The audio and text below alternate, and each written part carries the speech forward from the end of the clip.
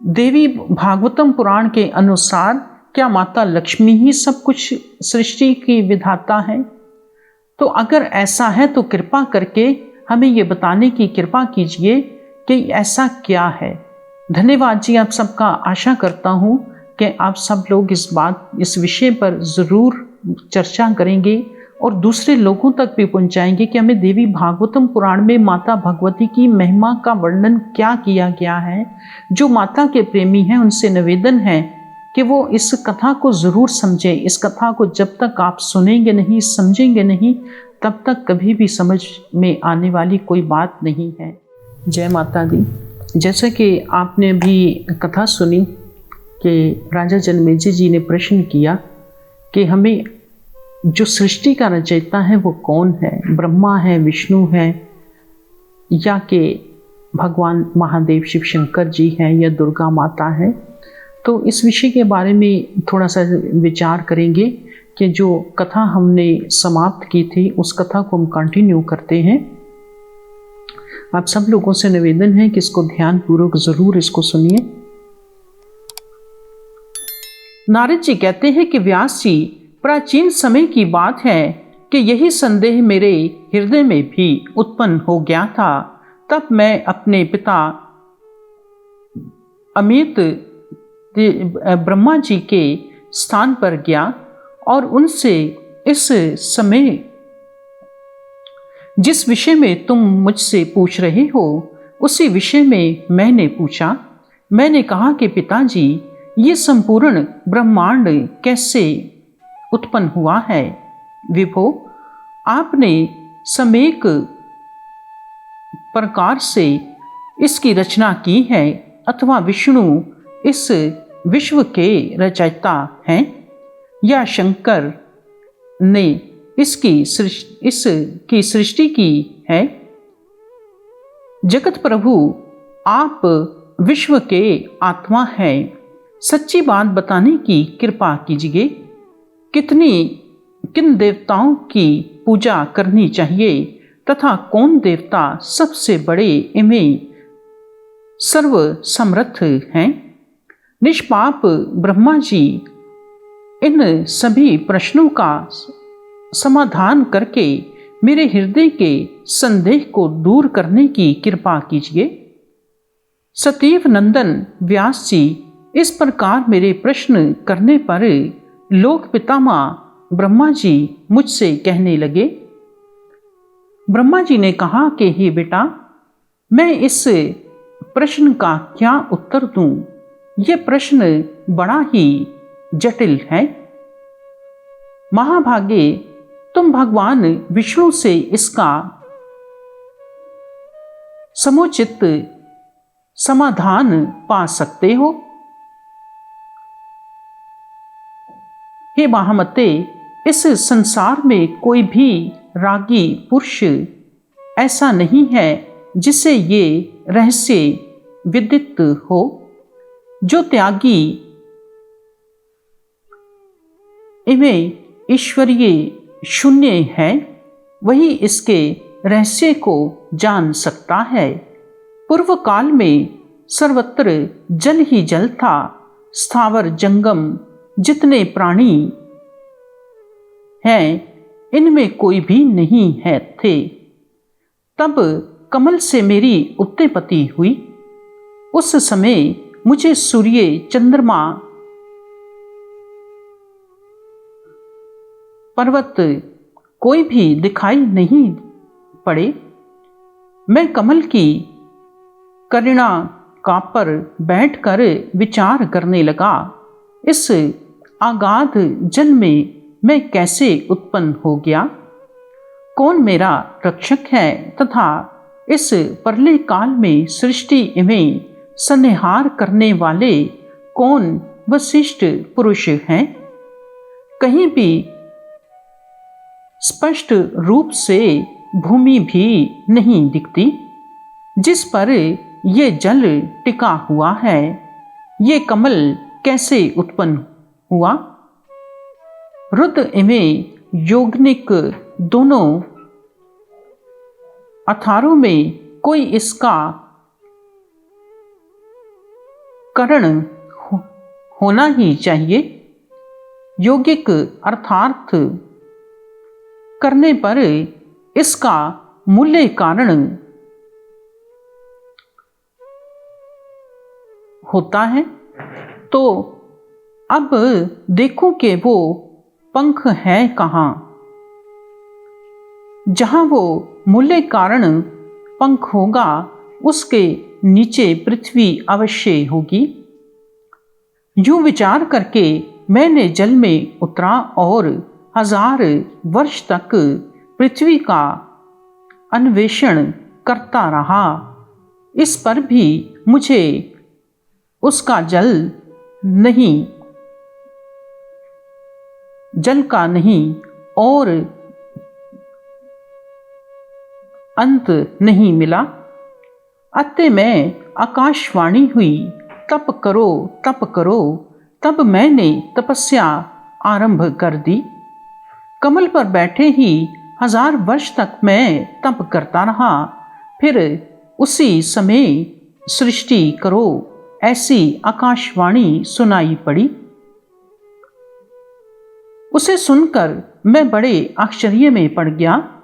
सोचा कि किसकी सृष्टि करूं अथवा मेरा क्या कर्तव्य है। उसी समय मधु और केवट नाम के 2 भयंकर दानव सामने आ गए। वे उस महत्वपूर्ण ब्रह्मा जी से युद्ध करने की इच्छा प्रकट करने लगे। मैं उनसे भयभीत हो उठा।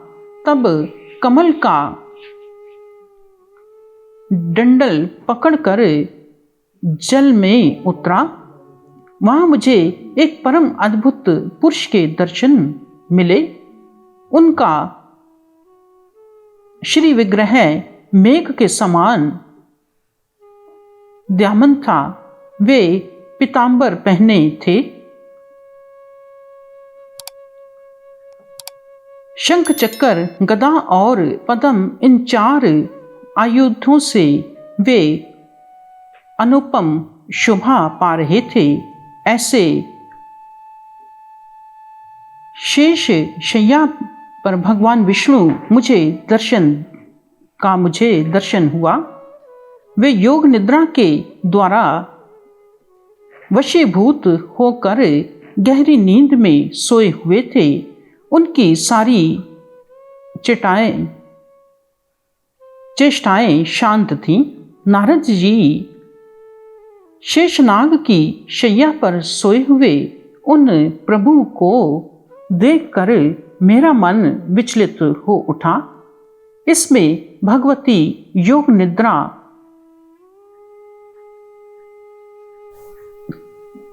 आ गई। मैंने उनकी सवन किया। अब वे कल्याणमयी भगवती विष्णु के रूप में निकलकर अचिंतनीय रूप धारण करके आकाश में विराजमान हो गई। सब बोलो दुर्गेश्वरी माते की जय। जैसा कि एक मर्तबा नारद जी ने ब्रह्मा जी से ये प्रश्न किया कि प्रभु मुझे ये बतलाइए कि सृष्टि का रचयिता कौन है, इस सृष्टि को बनाया किसने है। ब्रह्मा जी ने बनाया है, भगवान शंकर जी ने बताया है, या कि नारायण जी ने इसकी उत्पत्ति की है। तो जब भगवान ब्रह्मा जी ने अपनी उत्पत्ति का कारण बताया तो उस कारण के साथ जब उन्होंने अपना बताया कि मैं उस कमल को पकड़कर नीचे की ओर चला कि शायद मुझे कहीं पर धरती मिल जाए, तो ब्रह्मा जी को भी 1000 साल बीत गए, लेकिन वहां पर जो कमल की डंडी थी उसका अंत नहीं था। तब वहां पर ब्रह्मा जी को आकाशवाणी हुई कि तुम तप करो। ब्रह्मा जी ने तप किया। तप करने के बाद फिर जब ब्रह्मा जी ने भगवान को याद किया तो फिर उनको आज्ञा हुई कि तुम सृष्टि की रचना करो। फिर ब्रह्मा जी उसी कमल से नीचे की ओर आए, तो क्योंकि उन्होंने भक्ति करी थी तो वो जब कमल से नीचे की ओर आए तो क्या देखा कि भगवान श्री हरि विष्णु जी गहरी निद्रा में सो रहे हैं।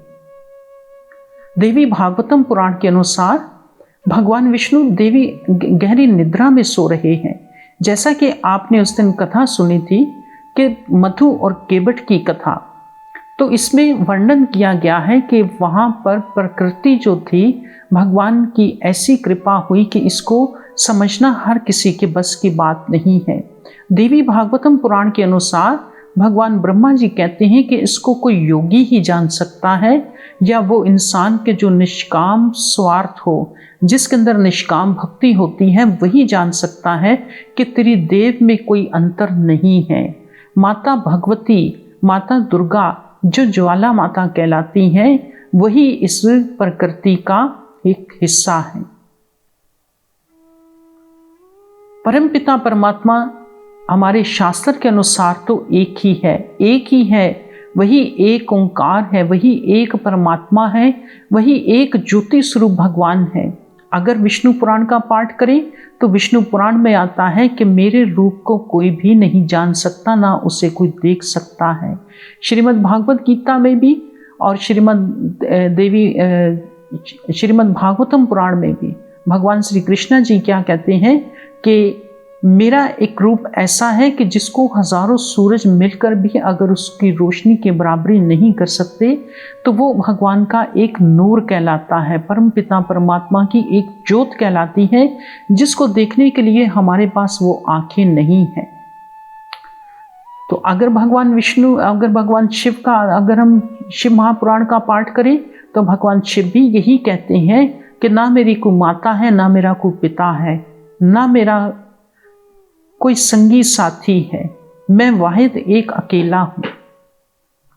तो वही एक परम पिता परमात्मा के 3 रूप प्रकट होते हैं, वही परम पिता परमात्मा के दुर्गा रूप प्रकट होते हैं। तो दुर्गा रूप को अगर हम देखें श्रीमद् विष्णु पुराण और श्रीमद् भागवतम पुराण के अनुसार, तो जब भगवान विष्णु जी ने कृष्णा भगवान का अवतार लेना था तो उन्होंने सबसे पहले जगदम्बा को याद किया, और जब माता जगदम्बा आई तो वहाँ हाथ जोड़कर खड़ी होगी और कहा कि प्रभु मेरे लिए क्या आज्ञा है। तब परमपिता परमात्मा ने कहा कि तुम माया रूप से जाकर वहाँ पर प्रकट हो, जब तक तुम अपना माया रूप नहीं दिखलाओगी मेरा अवतार लेना संभव नहीं है। तो इस बात को सिर्फ हमें समझना है कि इस बात के लिए हमें क्या करना है। तो इसी तरीक़ा से हमें शास्त्र इस बात के लिए गवाह हैं, शास्त्र इसमें वर्णन करते हैं परमपिता परमात्मा के लिए कि हमें परमपिता परमात्मा को कैसे समझना चाहिए। हमें परमपिता परमात्मा की जब शरण में जाते हैं तो हमें परमपिता परमात्मा के चरण कमल में कैसे अर्जी रखनी चाहिए। हमें भगवान के चरणों में नतमस्तक होना चाहिए कि भगवान की उस माया को समझना के लिए, भगवान के स्वरूप को समझने के लिए जब इतनी सी बात हमारी अक्ल में बैठ जाती है तो हम कभी भी इस भ्रम में नहीं पड़ते, क्योंकि सृष्टि जब जब भगवान ने इसकी उत्पत्ति की है तो इसका विनाश भी हुआ है। जब जब महाप्रलय आया है, जिसको हम क़यामत कहते हैं, तो तब तक इस संसार में दोबारा फिर से सृष्टि की रचना हुई है। तो विष्णु पुराण, श्रीमद् देवी भागवतम पुराण और शिव महापुराण और श्रीमद् भागवतम पुराण इस बात के लिए गवाह हैं कि भगवान ने जब जब भी सृष्टि की रचना की है तो वो किसी न किसी अवतार में आकर वो सृष्टि की रचना और पालन करते रहे हैं। धन्यवाद जी आप सबका, और आशा करते हैं कि आप सब लोग इस कथा को ज़रूर सुनेंगे और दूसरों तक इसको पहुंचाएंगे। अगर कोई बात की समझ नहीं आए तो आप लोग कमेंट्स बॉक्स में आप ज़रूर इसके लिए आप ज़रूर लिख सकते हैं। धन्यवाद जी आपका। जय माता दी।